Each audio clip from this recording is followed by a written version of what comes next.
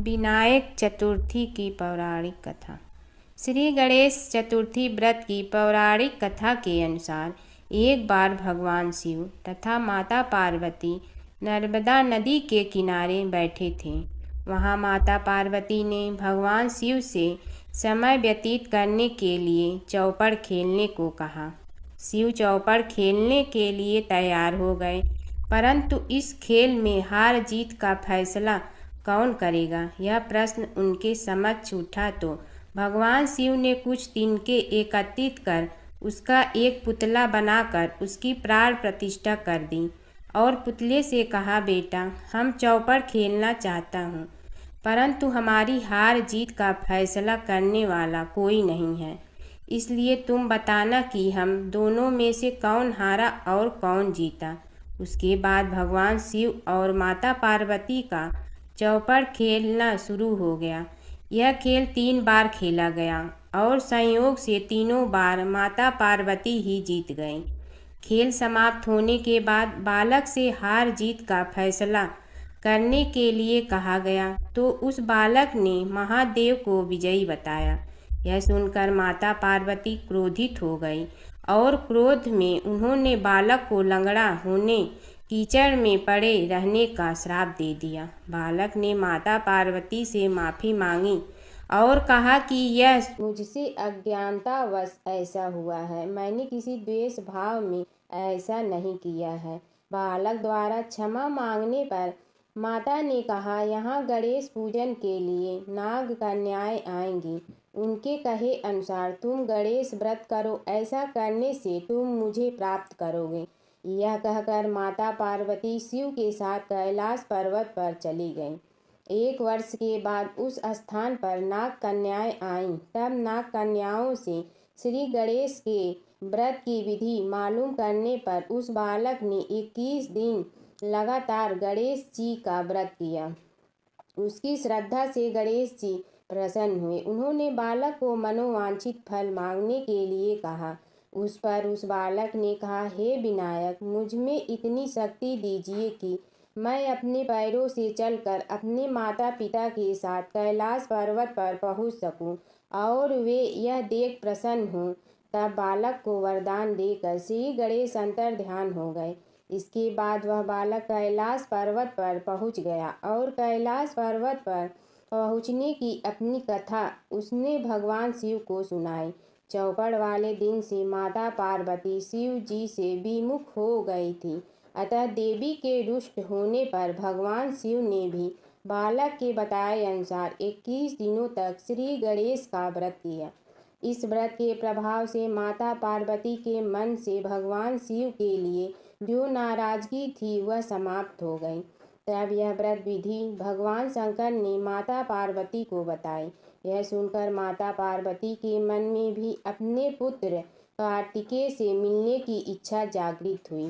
तब माता पार्वती ने भी 21 दिन तक श्री गणेश का व्रत किया तथा दूर्वा फूल और लड्डुओं से गणेश जी का पूजन अर्चन किया। व्रत के 21वें दिन कार्तिकेय स्वयं माता पार्वती जी से आ मिले। उस दिन से श्री गणेश चतुर्थी का यह व्रत समस्त मनोकामनाओं की पूर्ति करने वाला व्रत माना जाता है।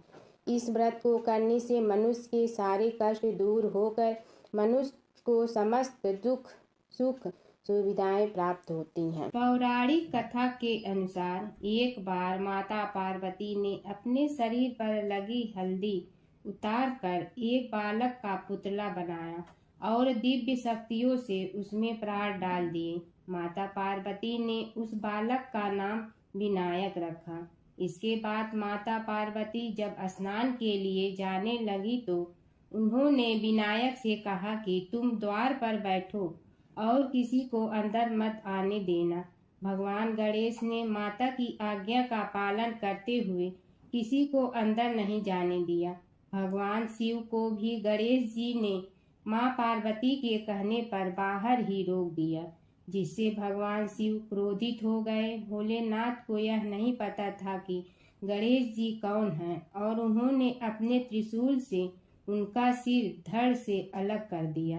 यह देखकर माँ पार्वती रोने लगती हैं और बहुत क्रोधित हो जाती हैं। माँ पार्वती भगवान शिव को गणेश जी को फिर से जीवित करने को कहती हैं। भगवान शिव अपने गणों से कहते हैं कि जाओ और उत्तर दिशा में जो सबसे पहले सिर दिखे उसे लेकर आओ।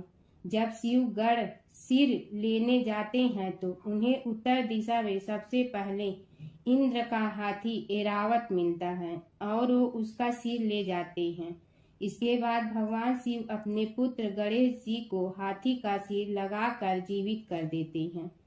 पुराण के अनुसार गजासुर नामक एक राक्षस भोलेनाथ का बहुत बड़ा भक्त था और दिन रात उन्हें प्रसन्न करने के लिए आराधना में लीन रहना। गजासुर राक्षस से जुड़ी कथा। कूर्म पुराण के अनुसार गजासुर नामक एक राक्षस भोलेनाथ का बहुत बड़ा भक्त था और दिन रात उन्हें प्रसन्न करने के लिए आराधना में लीन रहता था। उसका जन्म गज और असुर के संयोग से हुआ था और मुख भी गज के समान था। उसकी भक्ति को देख भगवान शिव प्रसन्न हो गए और उसे वरदान मांगने को कहा। गजासुर राक्षस ने वरदान में प्रभु को उसके पेट में ही निवास करने को कहा। इस वरदान को पूरा करने के लिए शिव जी गजासुर के पेट में समा गए। जब भोलेनाथ को माँ पार्वती खोजने लगी तो वो कहीं नहीं मिले। उन्होंने विष्णु जी को भोलेनाथ का पता लगाने को कहा और भगवान विष्णु ने अपनी लीला दिखाई और भगवान विष्णु ब्रह्मा जी और नंदी गजासुर के महल में नाचने के लिए गए। नंदी का अद्भुत नृत्य देखकर गजासुर बहुत प्रसन्न हो गया और नंदी को वरदान मांगने को कहा। फिर नंदी महाराज ने अपनी चतुराई से भोलेनाथ को मांग लिया। गजासुर समझ गया कि उसके महल में स्वयं भगवान पधारे हैं और उसे अपना वचन निभाना पड़ा। गजासुर के वचन पूरा करने से भगवान विष्णु प्रसन्न हुए और उसे वरदान दिया कि समय आने पर उसे ऐसा मान सम्मान मिलेगा कि लोग तुम्हारी पूजा करेंगे। जब भोले बाबा ने गणेश भगवान का सिर काटा था तब श्री हरि ने गजासुर का ही शीश काट कर लगाने को दिया था और ऐसे भगवान गणेश के धड़ पर एक हाथी का सिर लग गया और गजासुर के मुख को वो सम्मान मिला जिसका वचन श्री हरि ने दिया था। कथा। एक समय की बात है कि विष्णु भगवान का विवाह लक्ष्मी जी के साथ निश्चित हो गया। विवाह की तैयारी होने लगी। सभी देवताओं को निमंत्रण भेजे गए परंतु गणेश जी को निमंत्रण नहीं दिया। कारण जो भी रहा हो, अब भगवान विष्णु की बारात जाने का समय आ गया। सभी देवता अपनी पत्नियों के साथ विवाह समारोह में आए। उन सब ने देखा कि गणेश जी कहीं दिखाई नहीं दे रहे हैं। तब वे आपस में चर्चा करने लगे कि क्या गणेश जी को कोई न्योता नहीं दिया है या स्वयं गणेश जी ही नहीं आए हैं। सभी को इस बात पर आश्चर्य होने लगा। तभी सब ने विचार किया कि विष्णु भगवान से ही इसका कारण पूछा जाए। विष्णु भगवान से पूछने पर उन्होंने कहा कि हमने गणेश जी के पिता भोलेनाथ महादेव को न्योता भेजा है। यदि गणेश जी अपने पिता के साथ आना चाहते हैं तो आ जाते। अलग से न्योता देने की कोई आवश्यकता भी नहीं थी। दूसरी बात यह है कि उनको 1.25 मन मूंग, 1.25 मन चावल, 1.25 मन घी और 1.25 मन लड्डू का भोजन दिन भर में चाहिए। यदि गणेश जी नहीं आएंगे तो कोई बात नहीं। दूसरे के घर जाकर इतना सारा खाना पीना अच्छा भी नहीं लगता। इतनी वार्ता कर ही रहे थे कि किसी एक ने सुझाव दिया, यदि गणेश जी आ भी जाए तो उनके द्वारपाल बनाकर बैठा देंगे कि आप घर की याद रखना। आप तो चूहे पर बैठकर धीरे धीरे चलोगे तो बारात से बहुत पीछे रह जाओगे। यह सुझाव भी सबको पसंद आ गया तो विष्णु भगवान ने भी अपनी सहमति दे दी। होना क्या था कि इतने में गणेश जी वहां आ पहुंचे और उन्हें समझा बुझाकर घर की रखवाली करने बैठा दिया गया। बारात चल रही थी तब नारद जी ने देखा कि गणेश जी तो दरवाजे पर ही बैठे हुए हैं। तो वे गणेश जी के पास गए और रुकने का कारण पूछा। गणेश जी कहने लगे कि विष्णु भगवान ने मेरा बहुत अपमान किया है।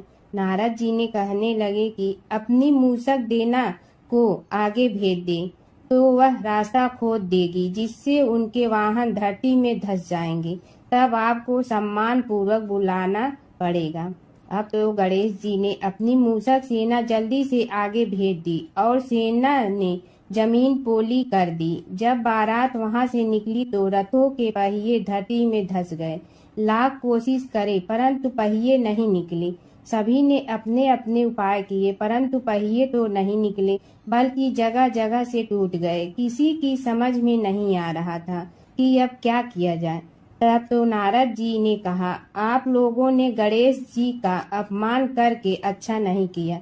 यदि उन्हें मना कर लाया जाए तो आपका कार्य सिद्ध हो सकता है और यह संकट टल सकता है। शंकर भगवान ने अपने दूत नंदी को भेजा और वे गणेश जी को लेकर आए। गणेश जी का आदर सम्मान के साथ पूजन किया। तब कहीं रथ के पहिए निकले। अब रथ के पहिए निकल के परंतु टूट फूट गए तो उन्हें सुधारे गए।